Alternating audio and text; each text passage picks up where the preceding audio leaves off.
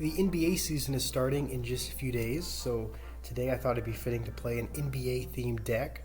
And the idea with this is that we're playing all the cards that represent different teams in the NBA. So we have the Wizards, the Nets, because the Vault Hunter has a net, the Rockets, the Heat, the Kings, the Thunder, because Thunder and Lightning go together. Skeletons are there for the 76ers, because it turns out the 76ers were named after the year that the Declaration of Independence was signed in 1776. And if you were around in 1776, then this is what you look like today. And then we have the Hawks as well. And this is probably one of the worst decks I've ever played, because there's not one, not two, but three big spells. There's no offense, pretty much, in this deck. I think the only thing that we have going for us is that the defense is solid with the Evolved Hunter and the Evolved Wizard, but defense really doesn't do anything unless you have a way of getting some offense going, getting some damage. So I would be shocked if we won this game, especially against an 8-year veteran like Gustavo, who's in the top Clasher clan. But we're gonna give it a shot anyway. Might as well fireball that. And one of the things that I've been thinking about, I actually want to do a little exercise with you all, a little I guess demonstration, if you will.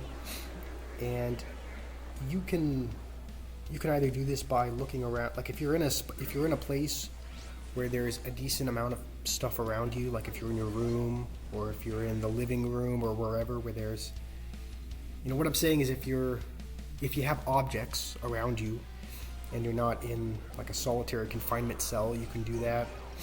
Or if you're in the bathroom and there's not really much around you, I guess you can use this screen here. But I just want you to look around you, whether it's on the screen or whether it's around your physical environment. I just want you to look all around and take note of all the things that are the color white. So I'll give you about 10 seconds to just look around, look at all the things that are the color white, try to remember as many of those as you can.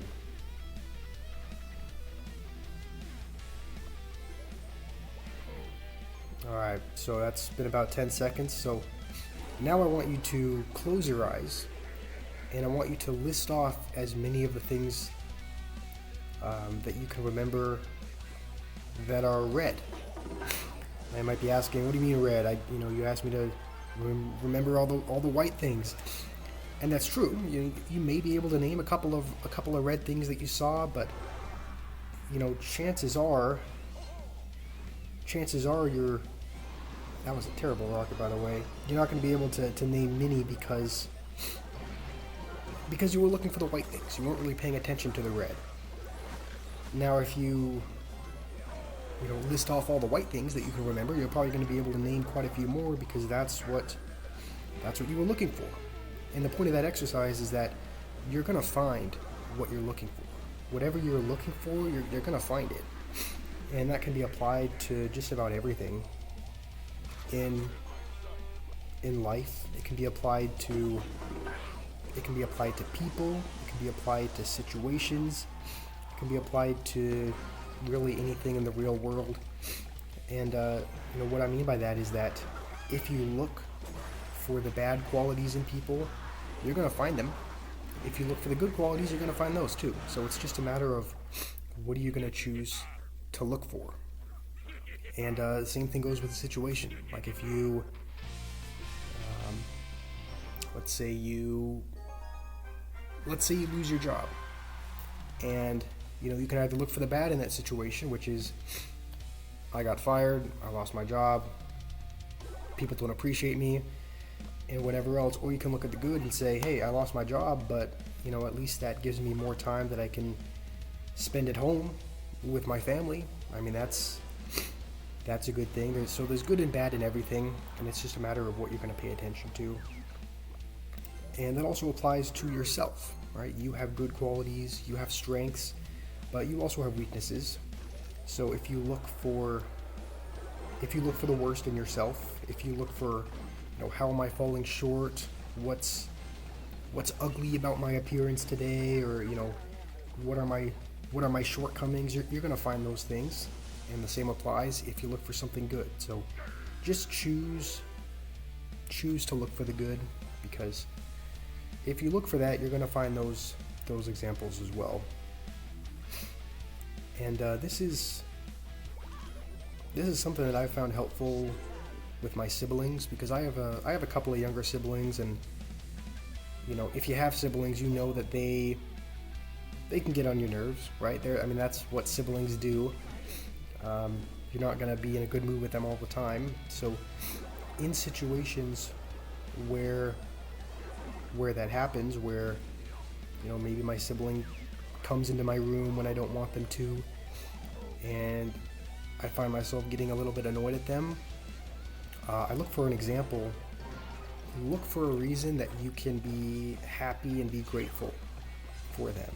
So for example, maybe you remember a Christmas gift that they gave you one year that they spent a lot of time and effort on, and maybe that's your example. Maybe you remember the time when you came home from school and they had made your bed or done an active service for you. And so if you look for those reasons to be grateful at your sibling and be happy, then you'll find those as well. And so that's just something I've learned, is that there's good and bad in everything, and it's just a matter of what you're going to choose to look at. So that's what I would encourage you all to do today. Let's see if maybe we can pull a comeback here. Probably not. Okay, definitely not, but we gave it a shot.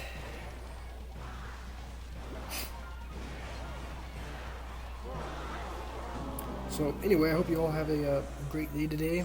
Hope you all have learned something from this video, and I'll see you in the next video.